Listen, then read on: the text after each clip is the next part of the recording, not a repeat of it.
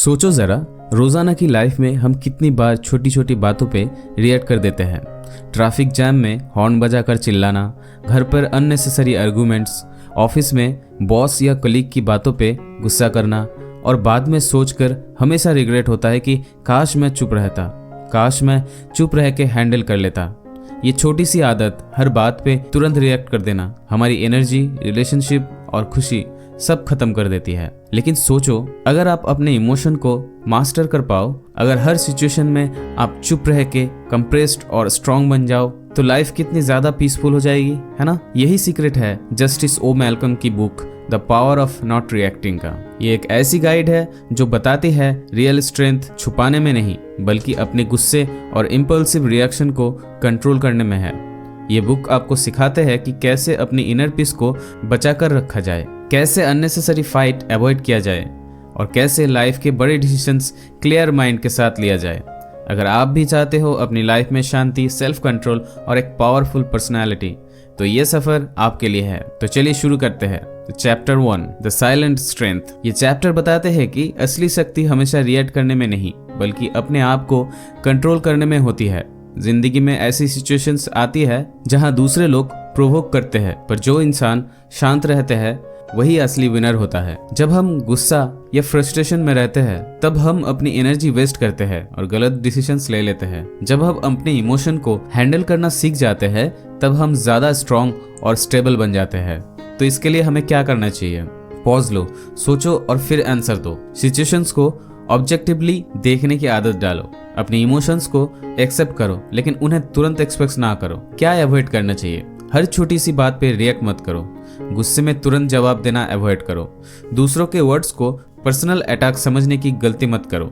सोचो, एक ऑफिस में बॉस ने बिना वजह तुम पर चिल्लाया। अगर तुम उसी वक्त रिएक्ट करके आर्ग्यू करने लगते हो तो सिचुएशन और बिगड़ जाएगी। लेकिन अगर तुम काम रहे तो तुम्हारी इमेज एक मैच्योर और कंपोज्ड पर्सन की बनेगी। बाद में जब मूड ठीक होगा, तब आराम से बात करके अपनी बात रख सकते हो। ऑथर कहते हैं कि साइलेंस और पेशेंस इंसान के सबसे बड़े टूल्स हैं। हर फाइट को लड़ना जरूरी नहीं होता, कभी कभी शांत रहना सबसे पावरफुल जवाब होता है। कुछ आसान सी टिप्स, जैसे रोज सुबह 5 मिनट डीप ब्रीथिंग प्रैक्टिस करो। अपने दिन की 3 ऐसी सिचुएशन लिखो जहां तुम अननेसेसरी रिएक्ट करने लगे हो। नोट करो अगले दिन उन्हें कैसे अवॉइड किया जाए। जब भी गुस्सा आए, पहले 10 सेकंड रुक जाओ और सोचो, क्या ये करना ठीक होगा?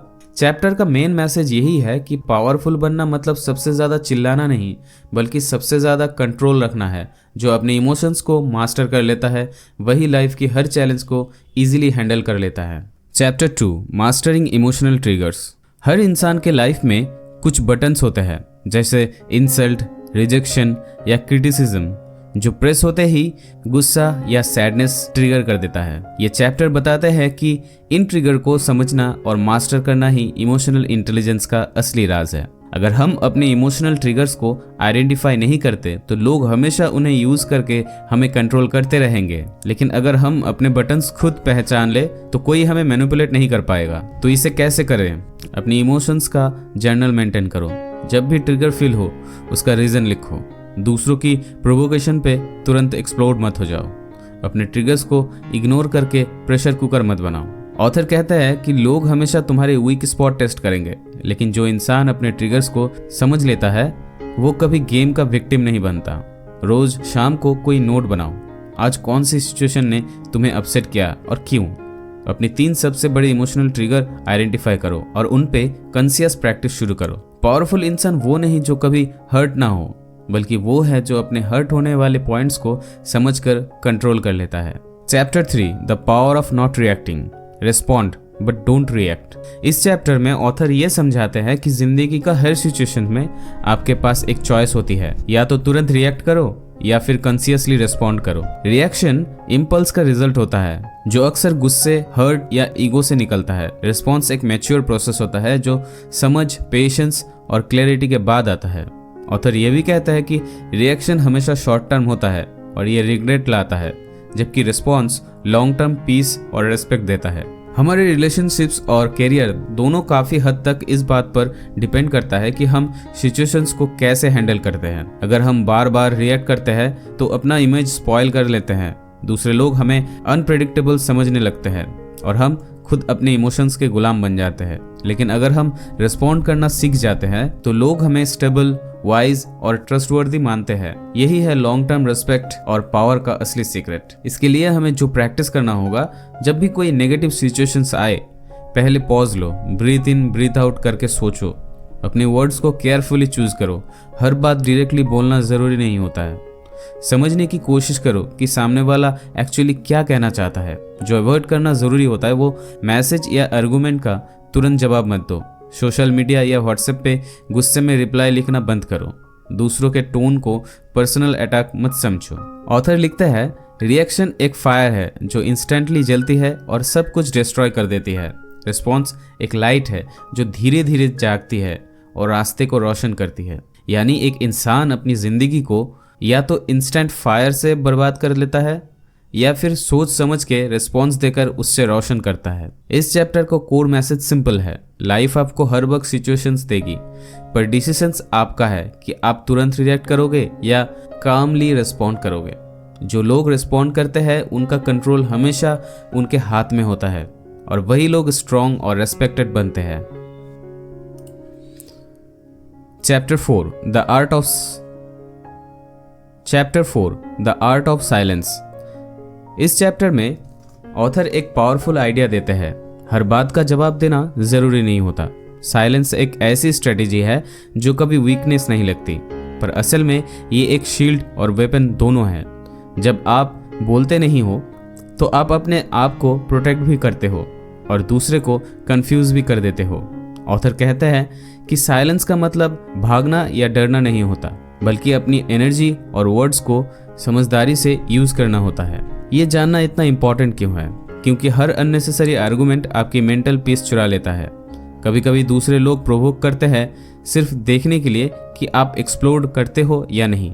जब आप चुप रहते हो तो उनकी पावर खत्म हो जाती है। साइलेंस आपको एक मिस्टीरियस और पावरफुल पर्सनैलिटी देता है, लोगों के रिस्पेक्ट को और अट्रैक्ट करता है। इसके लिए आपको जो जो चीज़ें ध्यान में रखना चाहिए, जैसे कि जब बात पॉइंटलेस हो, चुप रहना सीखो। अगर इमोशंस हाई है तो थोड़ा डीले करके बात में कामली जवाब दो। साइलेंस के साथ अपनी बॉडी लैंग्वेज और एक्सप्रेशन स्ट्रांग रखो। कुछ चीज़ें जो आपको ज़रूर अवॉइड करना चाहिए, जैसे कि साइलेंस का मतलब इग्नोर करना या डिसरेस्पेक्ट करना नहीं होता है। हर जगह चुप रहना भी गलत होता है। कभी कभी असर्टिवली बोलना जरूरी होता है। चुप रहकर अंदर ही अंदर रिसेंटमेंट कलेक्ट मत करो। मान लो एक फैमिली गैदरिंग में कोई रिलेटिव तुम्हें ओपनली टॉन्ट कर रहा है कि तुम अभी तक कुछ बड़ा क्यों नहीं कर पाए। अगर तुम रिएक्ट करके आर्ग्यू करने लगोगे तो एटमॉस्फेयर स्पॉइल हो जाता है। अगर तुमने एक काम स्माइल दी और साइलेंस चूज किया तो सेकंड बाद वो खुद ऑकवर्ड फील करता है और बात बदलने लगता है। यही है साइलेंस की पावर। तुमने कुछ नहीं कहा, फिर भी तुम्हारी डिग्निटी सेफ है और कंट्रोल तुम्हारे हाथ में रहा। ऑथर कहते हैं, silence is not the absence of words, is the presence of self control. यानी जब आप चुप रहते हो तब आप अपने ईगो को कंट्रोल करते हो और अपने अंदर की शांति को प्रोटेक्ट करते हो। इस चैप्टर का मेन मैसेज ये है कि हर बैटल लड़नी जरूरी नहीं होता है। कभी कभी चुप रहना ही सबसे बड़ा जवाब होता है। साइलेंस इंसान को वीक नहीं बनाता, बल्कि उन सिचुएशंस में पावरफुल बनाता है जहां वर्ड सिर्फ फ्यूल का काम करता है। Chapter 5 detachment is freedom. Author इस चैप्टर में एक बड़ा मिसकंसेप्शन तोड़ते हैं कि डिटैचमेंट का मतलब इंसानियत खत्म करना नहीं है। असल में डिटैचमेंट का मतलब होता है अपनी इमोशंस को दूसरों के एक्शन के स्लेव ना बनाना। ऑथर कहते हैं कि जब तक हम हर चीज़ को पर्सनली लेते रहेंगे, हम खुद को अननेसेसरी पेन देते रहेंगे। लेकिन जब हम डिटैच होना सीखते हैं, तभी हम अपनी रियल पावर और इनर फ्रीडम को पाते हैं। ये जानना इतना ज़रूरी क्यों है? जब हम हर बात को पर्सनली ले लेते हैं, हम कॉन्स्टेंटली हर्ट और इनसिक्योर फील करते हैं। डिटैचमेंट हमें सिखाता है कि हर ओपिनियन, हर क्रिटिसिज्म, हर इंसिडेंट टेम्पोररी है। अगर आप डिटैच हो जाते हो तो आपको इंसल्ट या रिजेक्शन इजीली डिस्टर्ब नहीं कर पाता। यही है इमोशनल इंडिपेंडेंस का असली राज। हर सिचुएशन को एक थर्ड पर्सन पर्सपेक्टिव से देखने की प्रैक्टिस करो। आपकी खुशी को दूसरों के अप्रूवल पे डिपेंड मत करो। अपनी एक्सपेक्टेशंस को रियलिस्टिक रखो। डिटैचमेंट को कोल्डनेस मत समझो। केयर करो, लेकिन अपना पीस सैक्रिफाइस मत करो। हर किसी को अपनी वैल्यू डिसाइड करने का राइट मत दो। ओवर थिंकिंग को फ्यूल मत दो। सोचो तुमने एक इंस्टाग्राम पे एक पोस्ट डाला और किसी ने कमेंट किया, बकवास कंटेंट है। अगर तुम अटैच्ड होते हो तो पूरा दिन डिस्टर्ब हो जाते हो। लेकिन डिटैचमेंट का मतलब है तुम सोचो ये बस एक रैंडम ओपिनियन है, इससे मेरी वैल्यू डिफाइन नहीं होता, तुम्हारा मूड स्पॉइल नहीं होता और तुम अपना काम फोकस के साथ कंटिन्यू कर पाते हो। और एक एग्जाम्पल है, एक एम्प्लॉय जो बॉस छोटी सी गलती पे अननेसेसरीली टोंट करता है, पहले वो हर बात को पर्सनली लेकर डिप्रेशन फील करता है। जब उसने डिटैच होना सीखा, उसने समझा ये बॉस की प्रॉब्लम है, मेरी वैल्यू उसके वर्ड से कम नहीं होती। रिजल्ट, उसकी कॉन्फिडेंस वापस आ गया। ऑथर कहते हैं detachment doesn't mean you don't care, it means you stop handing over your peace of mind to other people behaviour. यानी असली आज़ादी तब मिलती है जब आप डिसाइड करते हो कि आपका इमोशन दूसरों के एक्शन के स्लेव नहीं रहेंगे। चैप्टर का कोर मैसेज क्लियर है, डिटैचमेंट एक वॉल बनाता है जो तुम्हें अननेसेसरी पेन से प्रोटेक्ट करता है। तुम केयर करते हो पर अपना पीस कॉम्प्रोमाइज नहीं करते, और वही मोमेंट होता है जब तुम ट्रूली फ्री हो जाते हो।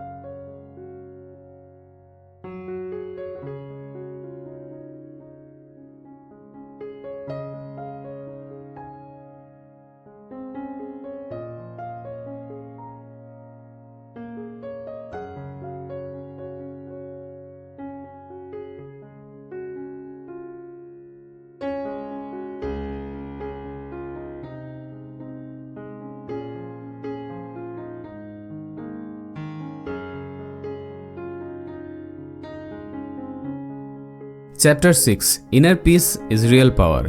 ऑथर इस चैप्टर में अल्टीमेट ट्रूथ बताते हैं, असली ताकत बाहर की दुनिया को कंट्रोल करने में नहीं है, बल्कि अपने अंदर की शांति को कंट्रोल करने में है। चाहे आप कितने भी सक्सेसफुल हो, अगर आपके अंदर पीस नहीं है तो आप हमेशा डिस्टर्ब होते रहोगे, और अगर अंदर से शांति है तो चाहे दुनिया जो भी करे आप स्टेबल रहोगे।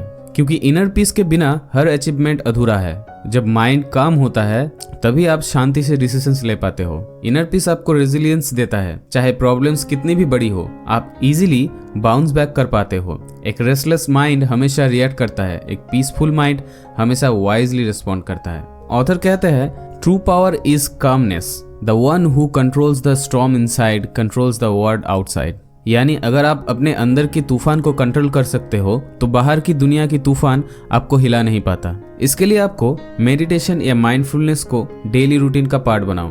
अपनी एनर्जी को प्रोटेक्ट करो, हर जगह इन्वॉल्व होने की जरूरत नहीं है। सेल्फ केयर और बाउंड्रीज को सीरियसली लो। अपने माइंड ओवर थिंकिंग या ओवरलोडिंग इंफॉर्मेशन और गॉसिप से भर मत डालो। दूसरों की नेगेटिविटी को अपने मूड खराब बनने का रीजन मत दो। खुद को पीस के बदले अननेसेसरी फाइट्स में वेस्ट मत करो। सुबह उठकर 10 मिनट डीप ब्रीथिंग या मेडिटेशन करो, ये दिन भर के लिए इनर बैलेंस सेट करता है। डिजिटल डिटॉक्स यानी रोज कम से कम 1 घंटा फोन, टीवी और सोशल मीडिया से दूर रहो। ग्रेटिट्यूड प्रैक्टिस, दिन के एंड में 3 छोटी सी चीजें लिखो जिसके लिए आप थैंकफुल हो। प्रोटेक्ट योर एनर्जी, अगर कोई पर्सन या जगह बार बार आपकी शांति बिगाड़ती है तो उससे डिस्टेंस बना के रखो। इस चैप्टर में ऑथर कहता है कि असली पावर मसल्स, मनी या लाउड वॉइस में नहीं है। असली शक्ति है अंदर की शांति। जो इंसान अपनी इनर पीस को मास्टर कर लेता है उसे दुनिया की कोई भी प्रॉब्लम हिला नहीं सकती। वो इंसान रियल पावरफुल बन जाता है, साइलेंटली, कामली एंड स्टेडीली। तो दोस्तों, अगर ये वीडियो आपको पसंद आया हो तो प्लीज़ लाइक करें, कमेंट करें और सब्सक्राइब तो ज़रूर करें। मिलते हैं अगली वीडियो पे। एक नए बुक या टॉपिक के साथ। तब तक के लिए गुड बाय, थैंक यू।